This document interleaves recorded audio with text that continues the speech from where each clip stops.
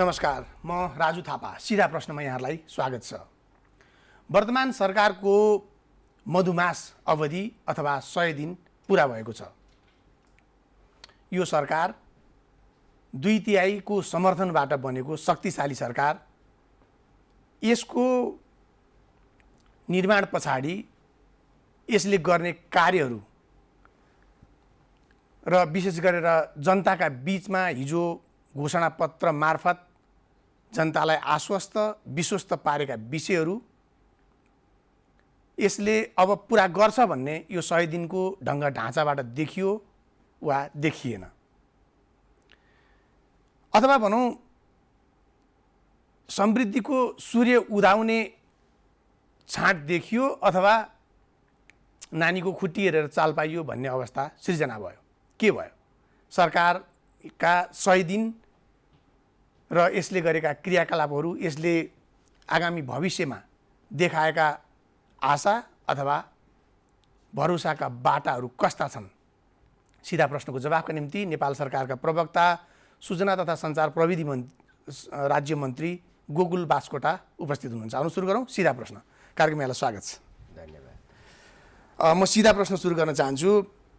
सरकारको 100 दिनलाई जनताले कसरी हेरेका छन् भन्ने तपाईँ सरकारको एउटा प्रवक्ताको नाताले के लाग्छ? कि मान्छेहरूले जुन जोगी आए पनि कानै चिरेका भन्ठानेका होलान्, अथवा यो चाहिँ हुने बिरुवाको चिल्लोपात भन्ने ठानेका छन् भन्ने तपाईँलाई लाग्छ?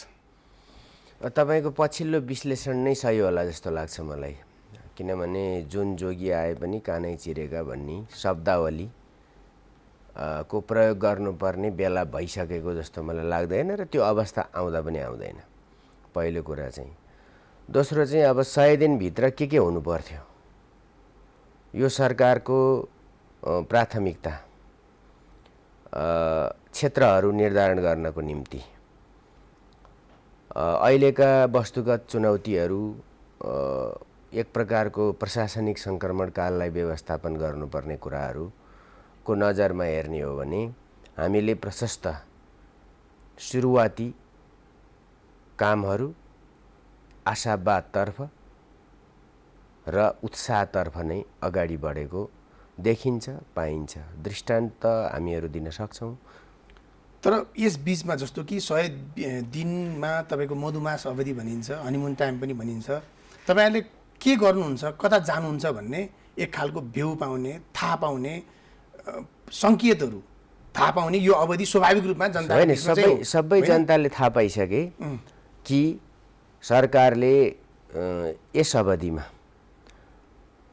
गर्न खोजेका कामहरूले कतातिर सङ्केत गरेका छन् भन्ने कुरो आम नागरिकले थाहा पाइसके। किनभने यो मिडियाको पनि जमाना हो। जस्तो कि म स्पष्ट रूपमा भन्न चाहन्छु, धेरैलाई आशंका थियो कि खास गरिकन छिमेक सम्बन्ध कस्तो हुन्छ, मूलत हाम्रो दक्षिणी छिमेकसितको सम्बन्ध कस्तो हुन्छ। यो सम्बन्ध अहिले कुन दिशामा अगाडि बढ्यो? जहाँ साधारण नागरिक होइन, बौद्धिक जगतको सबभन्दा बढ्दा धेरै आशंका थियो, वा यो सरकारलाई आलोचनात्मक दृष्टिले हेर्ने समुदायको झन् ठुलो शङ्का थियो। त्यो कहाँ पुग्यो अहिले? त्यो पूर्ववत होइन, पूर्ववतलाई तोडेर नेपालको आफ्नो हितमा, नेपालका आफ्ना निर्णयहरू आफ्नो हितमा गर्न सक्ने तहमा कुममा कुम्मी मिलाएर कोही अलिकति तल कोही अलिकति माथि नभइकन सम्बन्ध नयाँ बिन्दुमा प्रवेश गर्यो। त्यसका केही त्यसले लगानीको पूर्वाधारलाई पनि विकास वातावरण खोल्यो, जस्तो कि अरुण थर्ड। त्यसले रेलवे वीरगञ्ज काठमाडौँ रेलवेको कुरा पनि अगाडि बढायो, त्यो पनि भारत सरकारकै लगानीमा गर्ने गरी। त्यसै गरी कल्पना पनि नगरिएको कुरा, अरू साधारण मानिसहरूले कल्पना पनि नगरेको कुरा, नदी, नेपालबाट बग्ने नदीहरू जुन बाट हाम्रो समुद्रसम्म नेपालको पहुँच, जलमार्गको पहुँच स्थापित गर्ने कुरामा पनि सहमति भयो। यो के यो 3 महिनाको बिचमा भएको सबभन्दा ठुलो उपलब्धि होइन र? ठिक छ, भारतले गरेको नेपालका प्रति र ओली सरकारका प्रति ऊ सम्बन्ध सुधार्न चाहन्छ अथवा एउटा गेस्चर पोजिटिभ गेस्चर दिन चाहन्छ भन्ने कुराहरू सामान्यतया बुझिन्छ। तर अर्को एउटा बिटर एक्सपिरियन्स पनि के छ भने भारतले गर्छु भनेका कामहरूको यदि विगतको आलोकमा हेर्ने हो भने उत्साहित हुनुपर्ने, केही पनि देखिँदैन, कसको निम्तो खाइपत्याउनु भन्ने जस्तो अवस्था छ भन्ने पनि त अवस्था छ नि। मैले तपाईँलाई पूर्व अलिकति कुरा पनि बताएँ कि के चाहिँ हुनु पर्थ्यो त? सम्बन्धहरू पुरै बिग्रेर तहस नहस हुनु पर्थ्यो वा सम्बन्धहरू नयाँ उचाइमा जानु पर्थ्यो? सम्बन्धहरू नयाँ उचाइमा गए, यो स्वागत गर्ने कुरा, यो मात्रै होइन। अलिकति मैले स्पष्ट गर्नु पर्यो। त्यो त अर्को चिज हेर्नुहोस् न, प्रधानमन्त्रीले विराटनगरमा रहेको भारतको फिल्ड अफिस हट्छ भनेर घोषणा गरेको 2 दिनमा हटेन। त्यो नेपाल सरकारको आफ्नो डिटर्मिनेसनको कुरा हो, आफ्नो इच्छा शक्तिको कुरा हो कि अब सम्बन्धहरू पुरानै हिसाबले जाँदैनन्। प्रधानमन्त्रीले भारत भ्रमणको बेलामा पनि र भारतीय प्रधानमन्त्री नरेन्द्र मोदीको नेपाल भ्रमणका बेला पनि स्पष्ट रूपमा भन्नुभएको छ कि अब हामी सम्झौताहरूको चाङ लगाउने बिन्दुमा छैनौँ, कार्यान्वयनको बिन्दुमा। यो पनि भएको छ कि नेपालको संविधान घोषणा भएको दिन त्यो सेप्टेम्बर 22 वा कति पर्छ, त्यो अवधिसम्म पुराना सबै चिजहरूलाई टुङ्गोमा पुर्याउने भनेर अर्को एउटा सम्झौता भएको छ। त्यसैले अब यो पनि उपलब्धि होइन भने उपलब्धि के हुनु पर्थ्यो? अब तपाईँलाई अहिले जोस यो अहिलेको सरकारले तपाईँको एउटा मात्रै कुरा है, मैले अरू पनि केही बताउनु छ। हामीले सुशासनतर्फ पनि विषय अगाडि बढाएका छौँ, हामीले सिन्डिकेट तोडेका छौँ यातायात क्षेत्रको, हामी अरू क्षेत्रमा पनि प्रवेश गरेका छौँ। ती अरू कयौँ क्षेत्रहरूमा प्रवेश गर्न बाँकी छ, ती प्रवेश सरकार प्रवेश भएपछि थाहा हुन्छ। सुशासनतर्फको कुरामा पनि हामीले मितव्ययता सम्बन्धी पनि निर्देशिका मार्गदर्शन जारी गरेका छौँ, जसले 2.5 अर्ब रुपियाँभन्दा बढी विदेश भ्रमणमा सिधिन्थ्यो, त्यसमा कटौती भएको छ।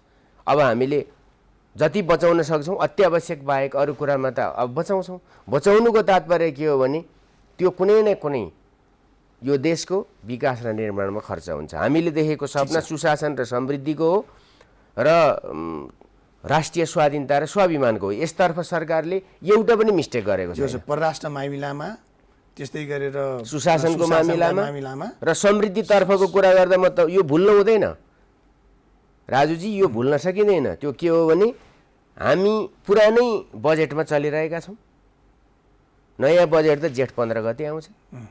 हामी पुरानै नीतिभित्रको निरन्तरताभित्र छौँ, त्यो त भर्खर संसदमा पेश भयो। यो चिज जब भोलि सम्माननीय प्रधानमन्त्रीज्यूले संसदमा जवाफ दिइसकेपछि र त्यस उप टुङ्गो लागिसकेपछि र 15 गते बजेट आएपछि बल्ल यो सरकारको आफ्नो दृष्टिकोण, आफ्ना योजना, आफ्नो भिजन, आफ्नो एक्सन, त्यसबाट मात्रै आरम्भ हुन्छ। यो त हामीले सुधारको एउटा अभ्यास गरेको। सुरुमा तपाईँको दाबी के भने वर्तमान सरकारले चिल्लोपात हुने बिरुवाको चिल्लोपात भन्ने छनक दिएको छ भन्ने दाबी छ। तपाईँ आफैले भन्दा वर्तमान सरकारका कतिपय फुस्रा पातहरू पनि देखिए भन्ने केही आफैले फिल गरेको कुरा केही देख्नु भएको छ? तपाईँहरूले के देख्नु भएको छ बताउनुहोस्। तपाईँलाई नलागेको कुरा अथवा थाहै नपाएको कुरा त्यस्ता छन् कि तपाईँले फिल गरेको कुरा यी कुराहरू चाहिँ गर्न खोज्दा सकिएन भन्ने लागेको के छ? होइन, त्यस्तो त केही छ। जस्तो चाहिँ मैले अघि पनि सुरुमै उल्लेख गरेका थिएँ, हामी राजनीतिक सङ्क्रमणकालको हामीले अन्त्य गऱ्यौँ। तर नयाँ राजनीति संविधानले परिकल्पना गरेका नयाँ संरचनाहरूको व्यवस्थापन, त्यसको भौतिक व्यवस्थापन, त्यसको जनशक्तिको व्यवस्थापन, त्यसको कानुनी व्यवस्थापन का चिज त थुप्रै बाँकी थिए नि, छन् नि अहिले पनि। हो, त्यसतर्फ तदारुकताका साथ वर्तमान सरकारका साथै काम भइरहेको गर्दै पनि सकेको छैन भन्ने चाहिँ होइन।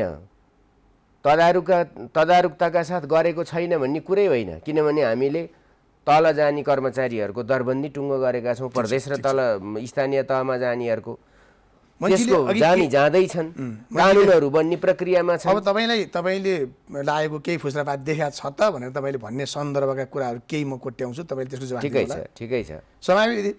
समावेशिताका सन्दर्भमा विशेष गरेर हिजोको माओवादी अथवा हिजोको नेकपा एमाले त्यसको एउटा अत्यन्तै पक्षमा रहेको पार्टीहरू कम्युनिस्ट पार्टी हो, त्यसकारण त्यो दाबी गर्थ्यो। तर सरकार बनिसके पछाडि महिला दलितहरूको सहभागिताको प्रतिशत मा सरकार चुक्यो भन्ने एउटा आरोप छ। त्यस्तै गरेर पार्टी निर्माणका क्रममा पनि महिलाहरूको चाहिँ 441 जना सदस्यमा महिलाहरूको उपस्थिति र दलितहरू अथवा त्यस्तो डिप्राइभ्ड सेक्टरको मान्छेहरूको उपस्थिति चाहिँ कम भयो र अलिकति वर्चस्वशाली समुदायको चाहिँ वर्चस्वलाई कायमै राखियो भन्ने आरोपको सन्दर्भमा तपाईँ के भनाइ छ? सरकारको बनावटभित्र महिलाहरू हुनुहुन्न र, सरकारको बनावटभित्र जनजाति हुनुहुन्न र, सरकारको बनावटभित्र मधेसको हुनुहुन्न र, सरकारको बनावटभित्र अरू समुदायको हुनुहुन्न। यथोचित भनेको के? जम्मै ठाउँमा सबै पर्सेन्टेज बाँडेर हुँदैन। कार्यकारी ठाउँ भिन्नै हो र संवैधानिक ठाउँ भिन्दै हो। तपाईँले हिजो घोषणापत्रमा कतिपय 33% ग्यारेन्टी गर्नुभएको थियो। 33% त तपाईँ स्थानीय तहमा जानुहोस्, 41% कार्यान्वयन गरेको छ। र यो चाहिँ तपाईँले जुन कुरा उठाउनु भयो, यो communist party, Nepal communist party त्यही पार्टी हो जसले सम्पूर्ण नागरिकको समान अधिकारको मुद्दा उठाएर पार्टी गठन गर्यो। र यो त्यही पार्टी हो जसको प्रस्तावमा 33% महिलाहरू चाहिँ संवैधानिक रूपले संसदमा प्रतिनिधित्व गर्ने व्यवस्था हो। हामीले त्यो विषय कसैले हामीलाई सम्झाइदिनु पर्ने होइन। सरकारको विषय फरक हो, पार्टी निर्माणको विषय फरक हो। पार्टीको कुरा नि तपाईँ ठिकै छ, पार्टीभित्र नै उठ्छ, असन्तुष्टिहरू हुन्छ, किनभने यहाँ लोकतन्त्र छ। लोकतन्त्रमा मात्रै आलोचनाको अधिकार रहन्छ। अरू भए यो कुरा उठ्ने थिएन। ठिक हो, त्यो कतिपय कुरा मिलाउन नसकिएको होला। तर एउटा प्रश्न के हो भने दुईटा पार्टीको मर्जिङ हो। एमाले भित्र त्यो समस्याको समाधान पहिल्यै भइसक्यो हो।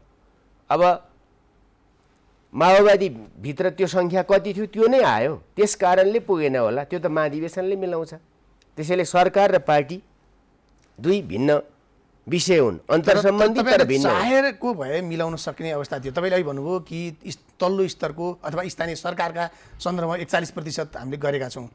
स्थानीय सरकार हो, प्रदेश सरकार छ, केन्द्र सरकार छ, सबै ठाउँमा यथोचित प्रतिनिधित्व यसलाई एउटा आरक्षणको विषय मात्रै बनाएर हेर्ने बुझाइ नै हामी परिवर्तन गरिदिन चाहन्छौँ। के नगरेर हामी सम्पूर्ण सशक्तिकरणको माध्यमबाट अगाडि बढाउन चाहन्छौँ। तपाईँ एउटा कुरा म दृष्टान्त दिन चाहन्छु। होइन, त्यो टेलिभिजन चाल पायो भने अहिले सुरुवातमै तपाईँहरूले त्यो गरिरहनु भएको छैन भने गर्न चाहन्छौँ भनेर कुरा गर्ने मात्रै भयो र भने होइन। हामीले बाहेक अरू कसले कति गरेछ त्यसको चार्ट देखाउन सक्नुहुन्छ मलाई? त्यस्तो अरूकोसँगको तुलना किन? पहिलो त स्थिर सरकार, 2/3 समर्थनको सरकार, कम्युनिस्टको सरकार, प्रगतिशीलहरूको सरकार, जे दाबी तपाईँहरूले गर्नुभएको छ अरूसँग तुलना गर्ने तपाईँहरूले त्यो दाबी गर्न मिल्छ? त्यही दाबीभित्र यो विकासक्रम यहाँ आइपुगेको हो। यदि हामीले नै 33% हुन्न भनेर त्यो प्रस्ताव दर्ता गरेका थिएन भने अरू पार्टीका नि 33% हुन्थेनन्। यो तथ्य ख्याल गर्नु होला। अरू पार्टीका पनि। तर त्यस सन्दर्भमा एउटा क्रमिक विकासको सिद्धान्त पनि हुन्छ, एउटा क्रान्तिकारी सिद्धान्त पनि हुन्छ। तपाईहरु त क्रान्तिकारी हो त? हो, हामी क्रान्तिकारी हो। तपाईहरुको दाबी सुन्नुहोस्, यो एउटा प्रश्नमाथि प्रश्न गरेर धेरै उ नगर्नुहोस्। मलाई सक्न दिनुहोस् यो कुरा। तपाईको प्रश्न आउला, मैले पनि बताउनु पर्यो नि। तपाईले प्रश्न उठाइसकेपछि देखिनु पर्यो नि मन्त्रीजी। अहिले तपाईहरुले कुरा त के छ भने तपाईहरुले चाहिँ के भने हामी गर्न चाहन्छौँ भन्ने कुरा त सबैले भन्छन्। हिजो तपाईहरुले भनेको यो के अरे पश्चिगामी प्रगतिशील नभएका शक्तिहरूले गर्ने कुरा भनेर भन्दै हुनुहुन्छ। तपाईहरुले त अब त देखिनु पर्यो कि तपाईहरु यस कारण तपाईहरु फरक हुनुहुन्छ। यहाँ सुन्नुहोस्, तपाईले अरू पनि केही दृष्टान्त म दिन चाहन्छु यदि सुन्ने धैर्यता छ तपाईलाई भने। छोटोमा जवाब दिनु। छोटोमा दिने हो भने तपाईले मात्रै कम बोल्नु, मेरा पनि प्रश्न उठाएपछि जवाब दिन्छु म। हो, कुरा के छ भने मैले अहिले नै यसको उत्तर दिइसकेँ। पुरानो एमाले पार्टीमा यस्तो समस्या थिएन। यो अलरेडी 33% त्यहाँ रिप्रेजेन्ट छ।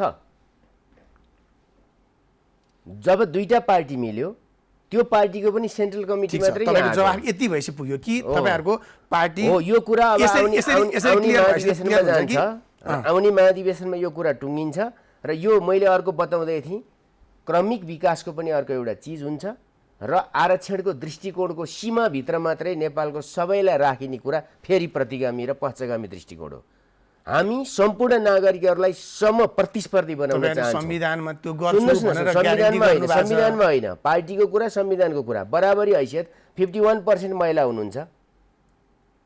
के अरू पार्टीहरू 51% पार्लियामेन्टमा सहमत गराउन तयार छन्? मैले भन्दैछु कि एउटा सिद्धान्त फरक छ। त्यो आरक्षणको घेराभित्र सीमित नगरौँ। प्रतिस्पर्धी बनाऊ जहाँसम्म व्यवहारको कुरा हेर्नुहुन्छ संविधान बनाउन पनि त अंगीकार गर्नु पर्थ्यो नि त गरिसक्यौँ नि बनाउने बेलामा त्यति बेला बनाउने अनि क्रमिक विकासको कुरा हुन्छ भनेर भन्दै गर्दाखेरि सुन्नुहोस् त्यो कुरा छैन त्यसमा मन्त्री परिषदमा 33% चाहिन्छ भन्ने लेखा छैन कहाँ छ संविधानमा देखाउनुहोस् मलाई पार्लियामेन्टमा हो पार्लियामेन्टमा छ कि छैन तर पार्लियामेन्टमा छ यहीसम्म तपाईहरु गर्नु हुँदैछ भन्ने कुरा स्थापित भयो नि त हैन नभनेसम्म होइन अथवा बाध्य कसले भनेर हामीले गरे संविधानको बाध्यात्मक अवस्था नहुने हो भने तपाईहरु गर्नु हुँदैछ तपाईहरु होइन अरूको कति थियो पहिलादेखिको चार्ट हेर्नुस् म त्यसमा मैले जान्न चाहन्नु भने प्रश्नै नसोध्नुस् ठीक छ हैन जबकि तुलनात्मक चार्ट तपाई देखाउनुहुन्न भने कम्प्लेनको सूची मात्रै यतातिर नतेर्स्यौं तपाईहरुको अब अहिले चाहिँ जवाफ दिनु मैले भनेको अर्को जवाफ मैले स्पष्ट पार्न चाहन्छु म तपाईलाई महिलाहरूलाई आरक्षण 33% हो तर महिलाहरू 100 मा लड्न सक्छन् सक्दैनन् 100 मा लड्न सक्ने हैसियतमा हामी पुर्याउन चाहन्छौं हाम्रो उद्देश्य त्यतातिर हो त्यस हिसाबले बुझ्नु पर्यो त्यसैले आरक्षणको चक्करभित्र आरक्षण त एकचोटि सिधिन्छ किनभने तपाईँ अर्को पनि बताउँछु अहिले रेडियो नेपालमा 5 जना इन्जिनियर खाली छन् हो त्यही समावेशी के भनेको कोटामा चाहिँ कोही पनि पास भएन यसका केही अप्ठ्यारा पक्षहरू पनि देखिया छन् त्यो कुरा हिजो नीति निर्माण गर्दा संविधान निर्माण गर्दा अब सचिन्छ तर प्रतिनिधित्व घटाएर होइन भएको व्यवस्था कमजोर बनाएर होइन नागरिकहरूलाई सक्षम बनाएर त्यो व्यवस्था सच्याउने हो अरु सबल बनाउने हो ठीक छ तपाईले अघि हामीले एउटा कतिपय नीतिगत र सेवाका सन्दर्भमा गरिएका सुधारहरू पनि हामीले पहल गरेका छौं भन्ने सन्दर्भमा सिन्डिकेट हटाउने पहलका को दाबी पनि गर्नुभयो तर त्यति बेला एउटा आलोचना बाहिर बजारमा के छ भने त्यति बेला जसले नेतृत्व गर्यो जसले सहयोग गर्यो त्यहाँको त्यो एउटा महानिर्देशकै हटाएर तपाईहरुले त्यसको पक्षमा हुनुहुन्न कि भन्ने शंका पनि बजारमा पुर्याउने काम पनि गर्नुभयो भन्ने आलोचना छ यसलाई यसरी पनि बुझौं यो डेमोक्रेसी हो र डेमोक्रेसीमा सिस्टम अपरेट हुनुपर्छ व्यक्तिको एक्टिभनेस चाहिन्छ निश्चित हो व्यक्तिमा रहने इच्छा शक्ति व्यक्तिमा रहने योजना उसको दृष्टिकोण सफा र उसको मिसन स्पष्ट हुनु जरुरी छ तर सँगै यो सिस्टमले पनि काम गर्नुपर्छ एउटा व्यक्तिको सक्रियताले हुने हो भने असल मानिसहरू धेरै ठाउँमा छन् तर तिनले सिस्टम बदल्न सकेका छैनन् हामी सिस्टम चेन्ज गर्ने कुरा गर्दैछौँ सिस्टम चेन्ज गर्ने कुरा कार्यशैली बदल्ने कुरा हामी गर्दैछौँ सरकारको योजनाभित्र एकजना अफिसरले दृढतापूर्वक आफूलाई उभ्याउनु भयो उहाँलाई कुनै दण्डित गरिएको छैन सरकारले अर्को क्षेत्रमा पनि हात हालेको छ त्यो वैदेशिक रोजगारको क्षेत्र हो र उनलाई त्यहाँ पुर्याइएको छ र अब सिन्डिकेटमा समस्या हुँदैन अब भन्ने कुरा एस्योर गर्न सकिन्छ पर्सनलाइज व्यक्तिलाई पर्सनलाइज गरेर 1% हिरोइजमको पक्षमा हामी छैनौं हरेक सरकारी निकायका नेतृत्वले त्यसले दण्डित हुनु पर्यो उहाँ एउटा नै म तपाईलाई सोध्दै छु उहाँ दण्डित हुनुभयो उहाँ दण्डित हुनुभयो कि उहाँले अर्को क्षेत्र सम्हाल्दै हुनुहुन्छ तपाईले वैदेशिक रोजगारको क्षेत्रमा सरकारले हात हालेको कुरा त तपाईलाई थाहा होला तपाई त मिडिया कर्मी हो ठीक छ हो त्यो थाहा छ भने उहाँ त्यो हो तर सरकारको चाहना के हो भने हरेक मन्त्रालय भित्र यसै प्रकृतिको इच्छा शक्ति भएको कर्मचारीहरू पनि होलान् तिनीहरू पनि त्यसै गरी निस्किनु पर्छ एकजनाबाट मात्रै संसार बदल्न सकिदैन यातायातकै सन्दर्भमा चाहिँ स्मार्ट लाइसेन्समा भारतीय कम्पनीले जो काम गरिराखेको थियो त्यसले गडबडी गर्यो भन्ने कुरा पनि छ त्यसैलाई अनुकूल हुने गरेर चाहिँ अहिलेको मन्त्रीजीले सेभ गर्नु भएको छ भन्ने बाहिर आरोप छ त्यसमा तपाईहरुको के छ म एउटा मन्त्रीले के गर्नुभयो त्यसको जवाफ दिन चाहन्न र सरकारको 100 दिनभित्र त्यो पर्छ जस्तो मलाई लाग्दैन मैले यति भन्न चाहन्छु कि यातायात क्षेत्रको सिन्डिकेट त्यो कर छल्ने कुरा मात्रै थिएन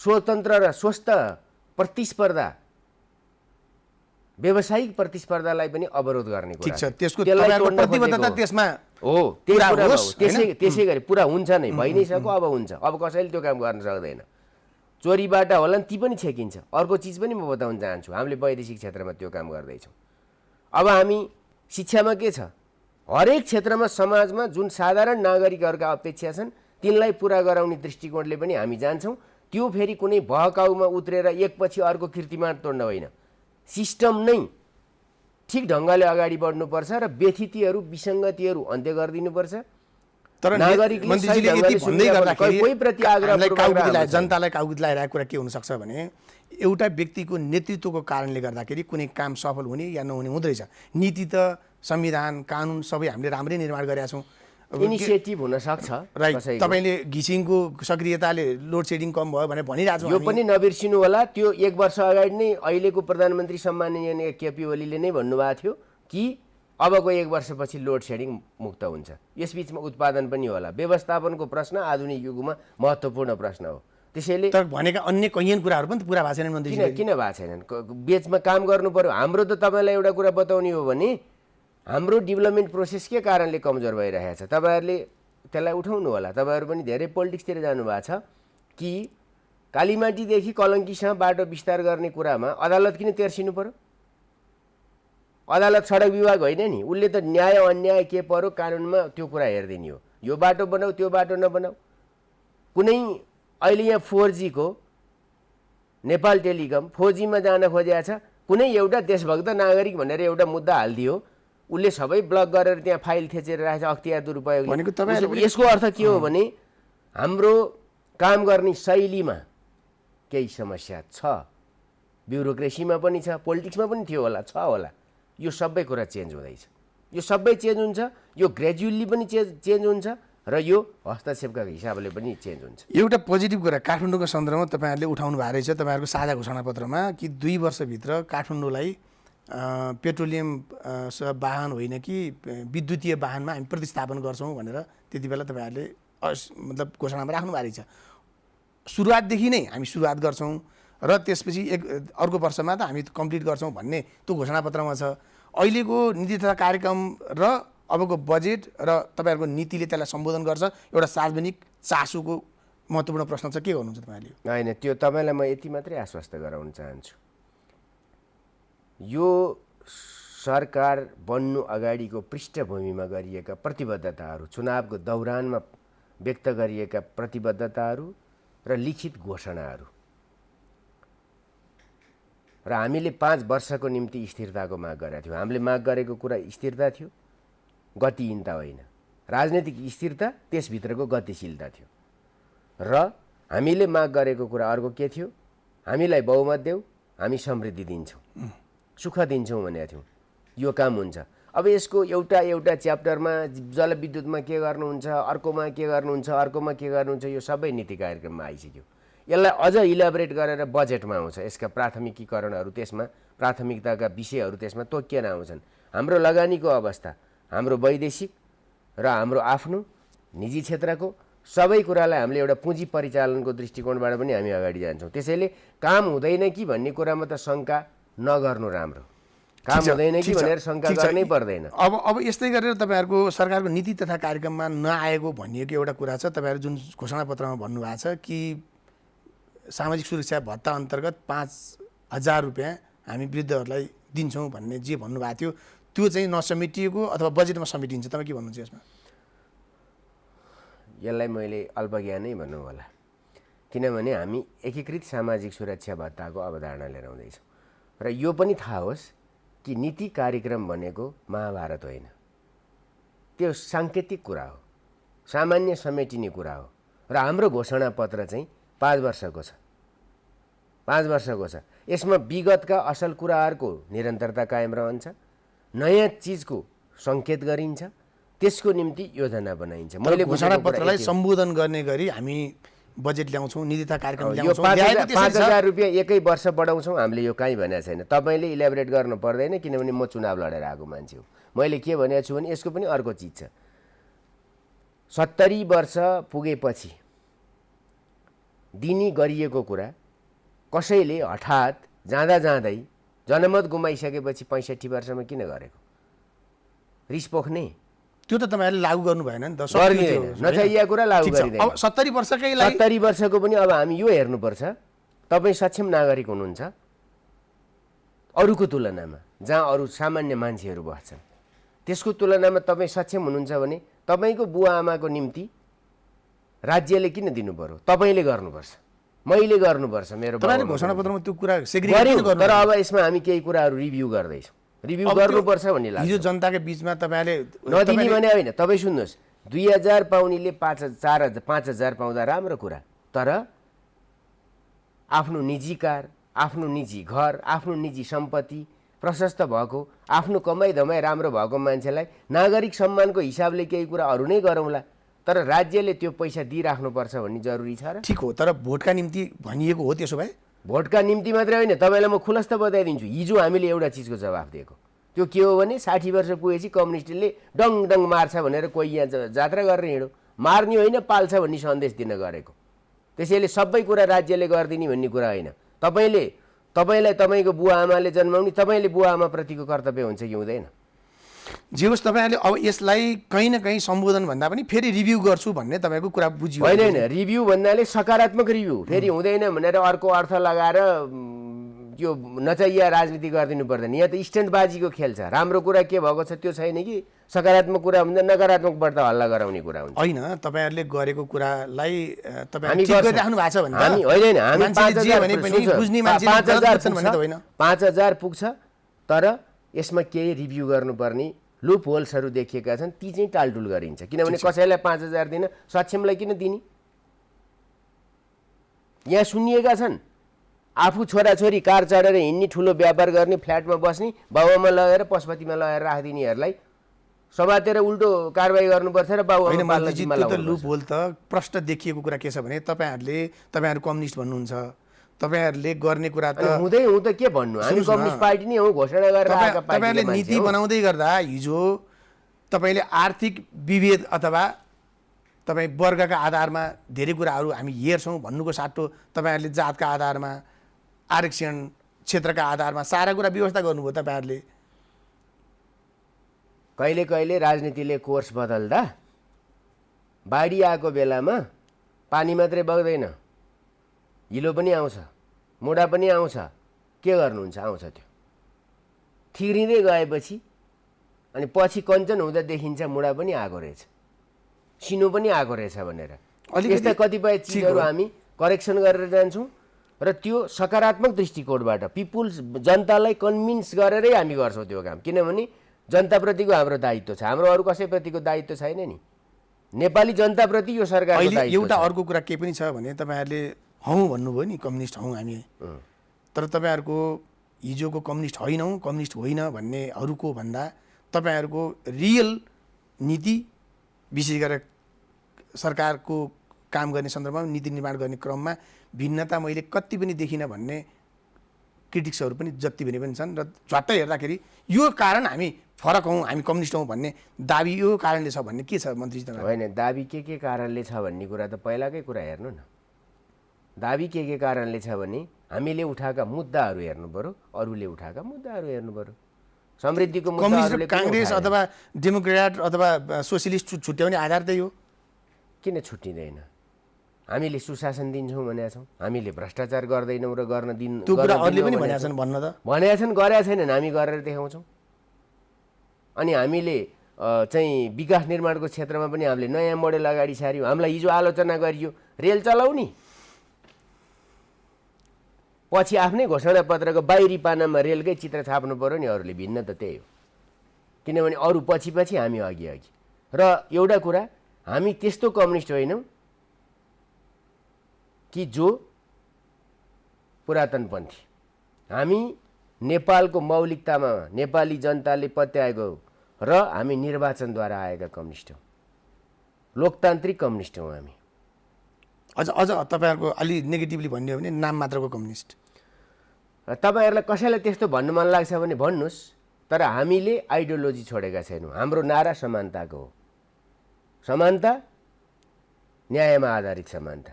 समानताको एकरो रट हुँदैन, न्यायमा आधारित समानता हो।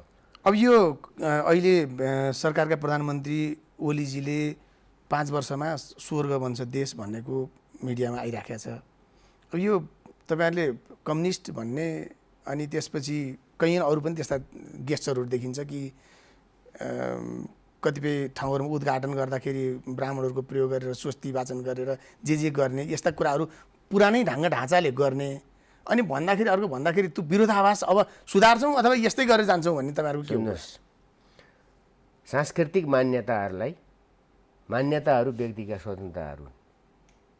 कसैले जाँदाखेरि उद्घाटन गर्न बत्ती बाल्छ अनि के मन्त्रीले बाल्दिन्न भन्ने त्यो लाताले हानेर त्यो दियोमा लाताले हानेर हिँडेपछि क्रान्तिकारी बोगो हुन्छ काटेर चाहिँ बोगो काटेर को मन्त्रालय छिर्यो नचाहिएको कुरा मुख्यमन्त्री छिर्नु भएको छ कहाँको मुख्यमन्त्री 6 नम्बर प्रदेशको मलाई थाहा भएन उहाँलाई सोध्नु होला त्यो तर प्रधानमन्त्रीले बोगो काट्नु भएन हामी कसैले बोगो काटेनौँ र बोगो काटेर कुनै मुक्ति पनि हुँदैन व्यक्तिको धार्मिक आस्था र अधिकारप्रति सरकारले अतिक्रमण गर्न मिल्दैन र यो अर्को विषयको प्रश्न तपाईँले यहाँ लिएर आएर जेल्नु पनि आवश्यक छैन किनभने अलिअलि सुन्नुहोस् होइन कुरा के हो भने नि त्यो विषय छुट्टै हो मैले अहिले उल्लेख गरेँ म पनि उद्घाटन गर्न जान्छु दियो बाल्छ मान्छेले के लात्ताले हान्नु मैले दियोलाई भगवानको मन्दिरमा गइन्छ नमस्कार गर्नुपर्छ भन्छ गर्छ के बिग्रियो त गरेर के बिग्रिन्छ मान्छेको आस्थाको कुरा हो त्यसैले आस्थाहरूमाथि हमला गर्ने कुरा जरुरी छैन तर हामी आफू आस्थाद्वारा चलेका छैनौँ सिद्धान्तद्वारा चलेका छौँ अब यो संवैधानिक परिषदको बैठक अहिलेसम्म नबसेको संवैधानिक अङ्गका प्रमुखहरूको अहिलेसम्म पनि नियुक्ति भएन त्यसले गर्दाखेरि कार्य सम्पादनमा समस्या पर्यो भन्ने सन्दर्भमा चाहिँ कुरा छ के पनि समस्या परेको छैन किन परेको छैन भने संसदको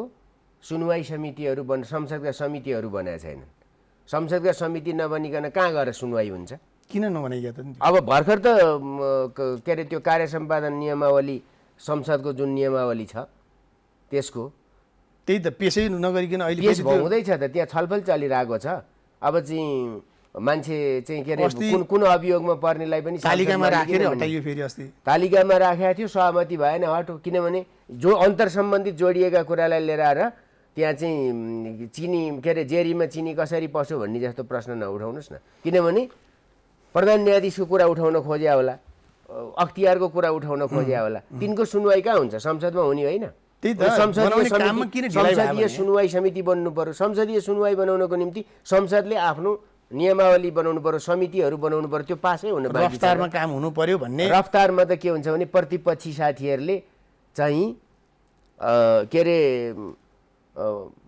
फौजदारी अभियोगमा पनि पर्या मान्छेहरूलाई समेत निलम्बन गर्न मिल्दैन सांसदमा के अरे सांसद पदबाट 2/3 बहुमतको सरकार छ 2/3 तपाईहरुको यो डेमोक्रेसी हो यहाँ संवादको गुन्जाइस रहन्छ सहमतिको गुन्जाइस रहन्छ यो तानाशाही होइन यो बुझ्नु होला त्यसैले हामी प्रतिपक्षीसित कुनै कन्सर्न नै नगरिकन अगाडि बढ्न खोजेका होइनौँ हामीले उहाँहरूलाई नि कन्भिन्स गरौँ किनभने जो मान्छे फौजदारी अभियोग जस्तो गम्भीर प्रकृतिको अभियोगमा परेको छ त्यस्तो मान्छेहरूलाई चाहिँ सांसद भनेर जनताले स्वीकार्ने कुरा जनताको सार्वभौम सत्ताको प्रयोगको प्रश्नमा कति नैतिक हुन्छ कति उचित कति अनुचित हुन्छ त्यो कुरा ख्याल गर्नु पर्दैन यहाँ कुनै व्यक्तिको प्रश्न होइन नि अहिले तपाईहरुलाई प्रतिपक्षले सामान्य गति दर्जन विसङ्गति भनेर 100 दिनका सन्दर्भमा टिप्पणी गरेको तपाईहरुले सुन्नुभयो होला त्यसमा चाहिँ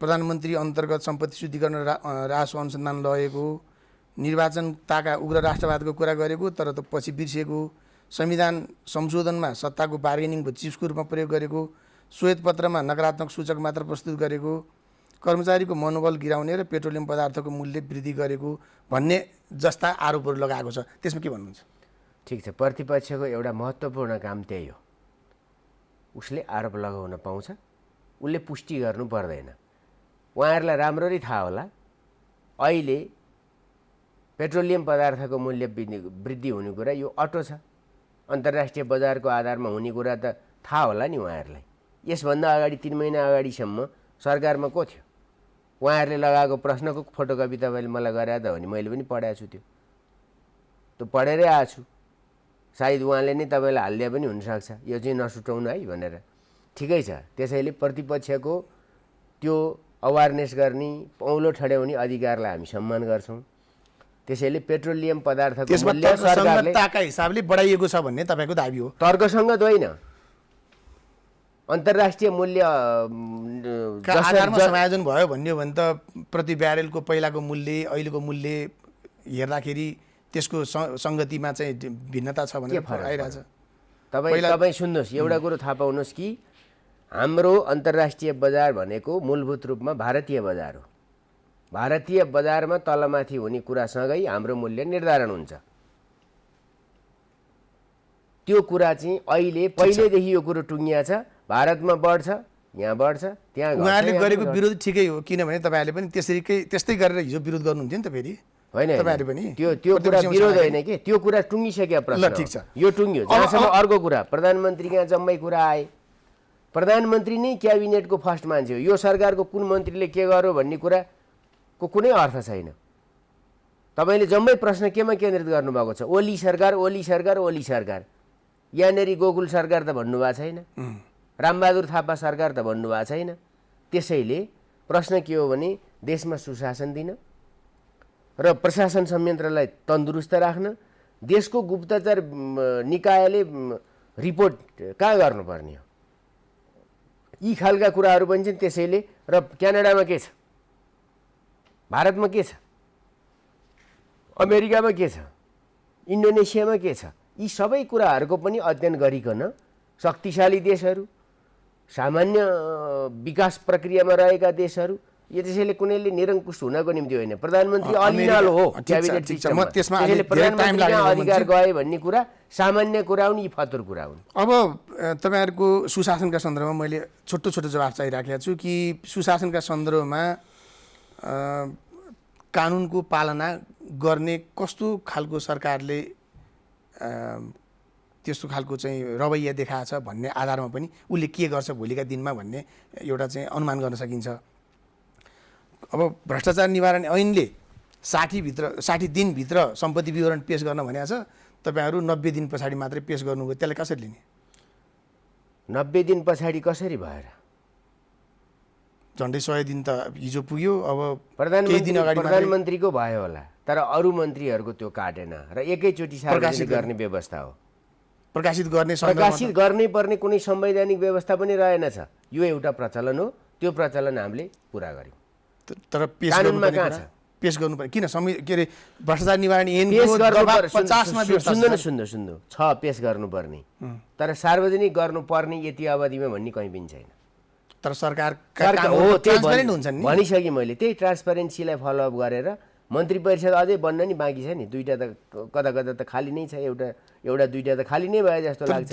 त्यसपछि फेरि त्यसले एउटा इम्प्रेसन क्रिएट गर्दैन केही ढिलाइ भएन 60 पेश गर्नेले 60 दिन भित्रै पेश गरेछ अनि यो पेश गर्नेले 60 दिन भित्रै पेश गरेछ अनि दुईजना मन्त्रीको त आएको थियो अगाडि त्यो बाहिर पनि प्रकाशित पत्रकार सम्मेलन गरेर तपाईँ सुन्नु न मेरै कुरा गर्नुहुन्छ भने मैले संसदमा 15-16 दिनमै बुझाएको थिएँ दुईतिर पेश गर्नुपर्छ भन्ने मलाई थाहै भएन मैले पछि पेश गरेँ पछि भन्नाले 60 दिन भित्रै पेश गरेँ सार्वजनिक गर्नुपर्ने कुनै कानुनी व्यवस्था छैन पेश गर्नुपर्ने कानुनी व्यवस्था 60 दिन भित्रै भएको छ अब यसमा चाहिँ श्रीमतीहरुको नाममा देखाइयो दाइजो पनि कम्युनिस्टहरुको मन्त्रीहरुको सबै दाइजोमा धेरै सम्पत्ति देखियो भन्ने आलोचना छ कि मैले अघि नै उल्लेख गरेँ यो यही सोसाइटी हो नेपाली सोसाइटी हो कम्युनिस्ट भन्नासाथ चाहिँ बिहा गर्दाखेरि के अरे उ समातेर त्यो यज्ञ घुमेकै हुन्छ नि यतापट्टि के भन्छ तर त्यो देख्दाखेरि पनि सुन्दाखेरि पनि अप्ठ्यारो लाग्ने खालको निजी मामला हो कसले कसका नाममा राख्यो मुख्य कुरा सम्पत्ति विवरण देखायो कि देखाएन प्रश्न थियो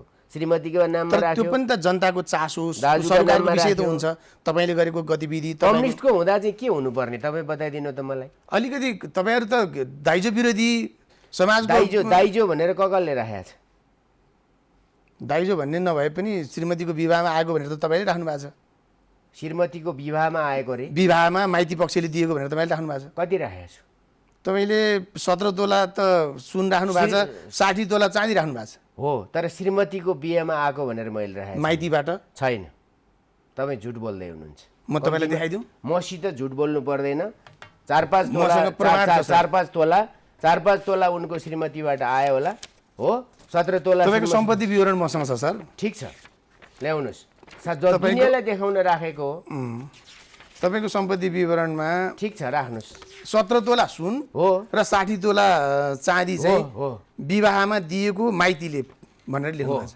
हो अहिले होइन भन्नु हो दिएको तर सबै दिएको होइन सबै दिएको लेख्दाखेरि त्यो चाहिँ गल्ती भयो भनेको सबै दिएको होइन मैले अघि तपाईलाई भन्दै छु सम्पत्ति विवरण सार्वजनिक गर्यो कि गरेन मूल प्रश्न त्यो हो तर त्यो पनि जनताको चासोको विषय भयो नि चासोको विषय भएर सार्वजनिक गरियो लज्जाको विषय भए सार्वजनिक गर्नु पर्थ्यो र मुख लुकाएर हिँड्नु पर्ने कुरा गरेको छ र जति छ त्यति देखायो तपाईले म कहाँ उ त्यहाँ साथीले दिएको टेलिभिजन पनि लेखेको छ होला ठीक हो 48 इन्चको टिभी साथीले दिएको कोरियाबाट आउने साथीले दिएको नाम चाहियो भने नि म भनिदिन्छु मसित चाहिँ त्यति हिम्मत छ मलाई कुनै छुपाउनु ढकाउनु छैन। तर त्यो चाहिँ अलिकति कस्तो भने राजनीतिक दलका नेताहरू जो पोजिसनमा बस्छन् र तपाईँलाई यो पनि त्यसरी काम गर्दै गर्दाखेरि काम गरेर आएको मान्छे पनि हो। त्यसरी काम गर्दै गर्दाखेरि तपाईँले पोजिसन हुँदाखेरि त्यसको प्रभावित भएर गर्नु त हुन्न भन्ने एउटा सिद्धान्तका आधारमै कुरा गरिएको के फेला पार्नु होइन। प्रभावित हुने सम्भावना हुन्छ कि हुँदैन? त्यसरी कुनै हिसाबले प्रभावित हुँदैन। म दावासाथ भन्छु, तपाईँ कहाँ सम्पत्ति विवरण पेश गरेको भन्दा अहिले मेरो बैंक खातामा खोज्न जानुभयो भने 2 लाख पैसा घटिसक्यो मन्त्री भए बाबत। थाहा पाउनुहोस् यति। अब यो पनि बताइदिन्छु, सम्पत्ति विवरण ले भने होइन, घटिया सम्पत्ति कसले थपिदिन्छ? अब यो बालकृष्ण ढुङ्गेललाई माफी दिने यो सरकारले गरेको प्रयासलाई चाहिँ बडो आलोचना भएको छ, त्यसमा तपाईँ के भन्नुहुन्छ? के अरे बालकृष्ण ढुङ्गेललाई जो सर्वोच्चको फैसला बमोजिम कैदमा हुनुहुन्छ उहाँलाई माफी बिना मानिसहरूले पाउन सक्छन्। त्यसका विभिन्न कारणहरू छन्, त्यसमा खुलाइन्छ होला। म कानुनको विद्यार्थी होइन, त्यो खुल्छ होला के अवस्थामा माफी बिना पाउन सक्छ। कुनै गम्भीर रोग लागेमा होला, कुनै अवधि काटेमा होला, कुनै चालचलन सुध्रेमा होला, यस्ता केही चिजमा होला। गम्भीर प्रकृतिको अपराधमा चाहिँ पाइँदैन भनेर बिचमा सर्वोच्च अदालतले आदेश पनि गरेको छ। तर त्यसको विपरीत यो पनि भुल्न हुँदैन। शान्ति प्रक्रियाको अभिन्न अङ्गहरूसित कतिपय विषयहरू जीवित छन्। यो धेरै नउचाल्नु होला। त्यसै कुरा गर्ने हो भने अब अर्कोले एउटा कुरा उठाउला कि झोलामा टाउको हालेर लिएर भन्नेकालाई चाहिँ के गर्ने, त्यो भन्ला। के गर्नुहुन्छ त्यो? त्यसैले यस्ता खालका शान्ति प्रक्रियासित यो नटुङ्गिया विषय हो नि। अहिले पनि बेपत्ता छानबिन के अरे यो मेलमिलाप आयो त बनिरहेछ, ती संसदमा पेश भएको छैन र? त्यो पनि ओजेलमा पर्छ यो गतिविधिले भन्ने तपाईँलाई लाग्दैन? अथवा तपाईँहरूले त्यो गर्न त लाग्नुहुन्न भन्ने आशंका व्यक्त गरिरहेछ मान्छेहरूले? होइन, त्यो आशंका केमा? त्यसमा यो पनि अब त्यो ओजेलमा पर्छ यस्तो गर्न थालिएपछि भन्ने? यस्तो गर्न थालिएपछि ओजेलमा पर्ने होइन। शान्ति प्रक्रियासित जोडिएका संवेदनशील विषयवस्तुहरूलाई हामी संवेदनशील ढङ्गले नै समाधान गर्छौँ। तर कानुनले कसैलाई उन्मुक्त दिने आधार छ, पाउँछ, छैन, पाउँदैन। कानुन त उल्लङ्घन, कानुनभन्दा बाहिरबाट यो काम हुँदैन। सञ्चार मन्त्रालय अहिले गरिराख्नु भएको छ। मैले अगाडिका सञ्चार मन्त्रीहरूसँग पनि पटक पटक यो प्रश्न गरेको छु कि भारतीय सयौँ च्यानल नेपालमा बेरोकटोक चलिराखेका छन्, तर नेपाली च्यानललाई भारतमा चाहेर पनि मान्छेले त्यो प्रसारण गर्न पाउँदैन। त्यसमा तपाईँको के योगदान हुन्छ? यो योगदान हुन्छ, तर धेरै कुरा म भन्दिनँ। मैले तपाईँहरूको अरू पनि हेरिराखेको छु, म त्यही क्षेत्रबाट पनि आएको हुँ। यसमा सुधार्नुपर्ने धेरै चिज छन्। कतिपय कुरा कानुनले व्यवस्था गर्नुपर्ने छ, कतिपय कुरा नियमनद्वारा व्यवस्थापन गर्नुपर्ने छ, कतिपय कुराहरू कार्यविधिबाट नै गर्नुपर्ने छ। ती चिजहरूमा हामी अगाडि बढ्छौँ र त्यति मात्रै छैन, विज्ञापनहरू पनि त्यसै गरी आएका छन् होइन। क्लिन फिटको कुरा उठेकै छैन र त्यो विषय अगाडिका मन्त्रीहरूले तत्काल लागू गर्छु भनेर नसकेको देखिया छ। त्यो ब्याकग्राउन्डमा तपाईँले अलि बढ्ता क्रियाशील भएर काम गर्छु भन्ने लागिरहेछ। म यति मात्रै बताउँछु, नेपाल राष्ट्रको, नेपाली जनताको हितमा र प्रगतिमा हुने कुनै पनि कुरा गर्न मलाई कसैले छेक्न सक्दैन। त्यो काम म गर्छु। अब नेपाल टेलिभिजनकै सन्दर्भमा चाहिँ नेपाल टेलिभिजन र रेडियो नेपाल चाहिँ एउटा संस्था अन्तर्गत राख्ने भनिएको छ। बिचमा यो सार्वजनिक संस्था, प्रसारण संस्थाको रूपमा लैजाने भन्ने कुरा थियो। त्यसमा चाहिँ गर्न खोजिएको कुरा अथवा तपाईँको आगामी नीति अथवा चाहिँ यसको बारेमा अलिकति भनिदिनुहोस्। त्यो त नीति र कार्यक्रममा आइ नै सक्यो। नीति कार्यक्रममा आइ नै सक्यो। कति नम्बर बुँदामा छ मलाई लाग्छ 84-85। अहिलेकै व्यवस्था कन्टिन्युस हुन्छ एक ठाउँमा राखेर अथवा तपाईँहरू सार्वजनिक सञ्चार माध्यमको रूपमा यसलाई लैजानु? त्यसमा स्पष्टै भनेका छौँ त, एउटै व्यवस्थापनद्वारा यो अगाडि बढ्छ।